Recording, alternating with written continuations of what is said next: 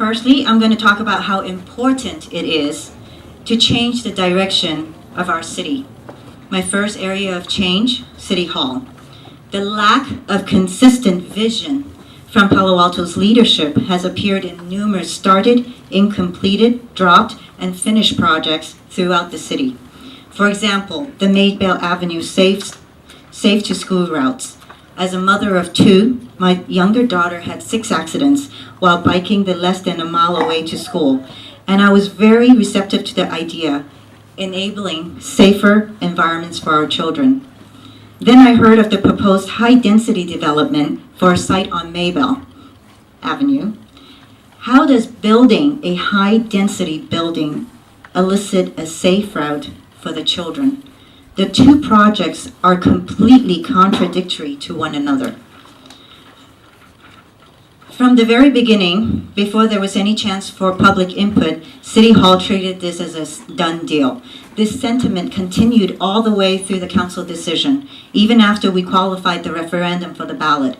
A referendum on an obscure project such as this should have had absolutely no chance in a citywide election. But it embodied what's happening in our city. Residents' concerns and issues are dismissed, and we have reached the tipping point of tolerance with many items, including unbalanced growth, which does not protect or preserve the sanctity of this city. Backroom deals and discussions. For instance, the city tried selling nearly 8 acres of land, actually 7.7. We're now under a grand jury review for this. And this is for a world-class city. The proposal for 4 office towers reaching approximately 103 feet high on 27 University Avenue. Where would all the parking for that go? The sudden remodel of City Hall lobby to a tune of $4.5 million. And we're still trying to get a public safety building in. Then the Mitchell Park Library project, which has run over budget, over time, and now includes a pending lawsuit. Here's the analogy from City Hall. It is like a marriage that has gone bad, and now we're going through a divorce. Except the alimony is taxpayers' money. What we need is to cut off bad proposals before they get too much momentum. By the time projects reach the council, they often have so much momentum that it is hard to say no, regardless of whether it is for the city's best intentions. Involvement is crucial. At the initial outreach meetings, the workshops and hearings before the various boards and commissions. This is something that requires immediate change, and therefore, my top priority is changing the culture at City Hall to value and facilitate their expertise and energy of the residents. We need a very different council. We need a very different majority on council. I don't want you to leave here committed to electing me, just me. I want you to leave here committed to electing that new majority with me as an essential part.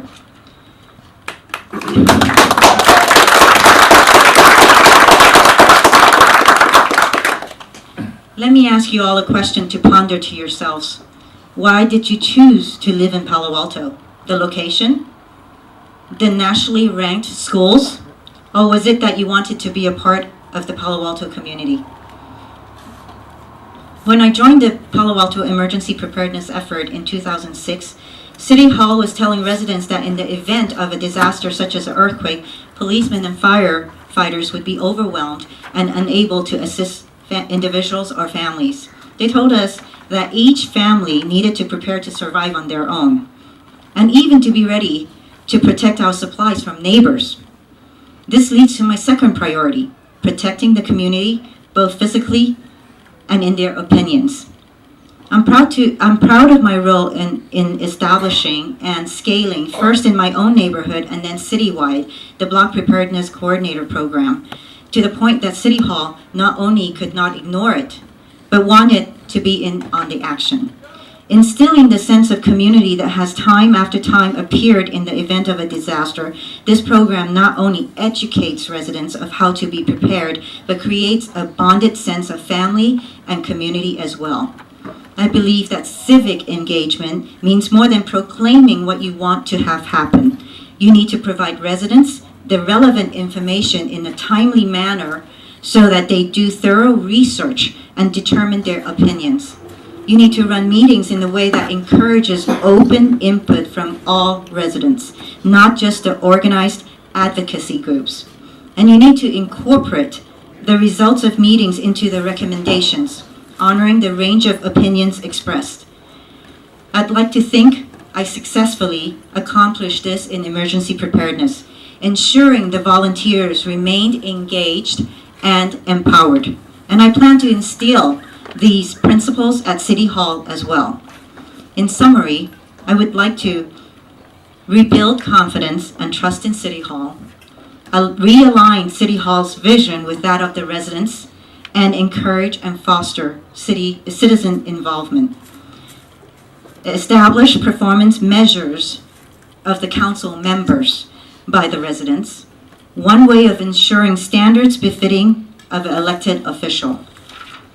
Moderate growth by thoroughly assessing the immediate and future impacts of each development to its immediate location, to the surrounding neighborhoods, and the city as a whole. While population has grown, parks and community centers have not grown in comparison. Even with the new Mitchell Park Library, there is still not enough community space that serves the community as a whole. Lastly, but not least, if you had not read my bio, you know I have a diverse cultural background. Born in Hong Kong, raised in the Sudan and Guam, and now a 17-year resident of Palo Alto. No, not yet. Not president yet. Whoops. Sorry. As an extremely diverse city, I want to ensure all people, regardless of ethnicity, sex, gender, background, wealth level, or profession, gets heard. As you probably have noticed, one of the recurring themes today has been around being heard and building a community. It will likely take 9,000 to 12,000 votes for me to get there. And I need you, my community, to help me. I sincerely appreciate any and all efforts you put in to support me. Whether it's posting a lawn sign, sharing my link on social media, or email, telling your community about me and what I stand for, or participating in my fundraising, you do make a difference to the campaign. and you make a difference to me. I hope you will provide me the opportunity to make a difference too. I would love the chance to speak with each and every one of you, so please do come and say hello. And if you'd like more information about me, feel free to visit my website as well. Thank you again, and now let's go take back City Hall.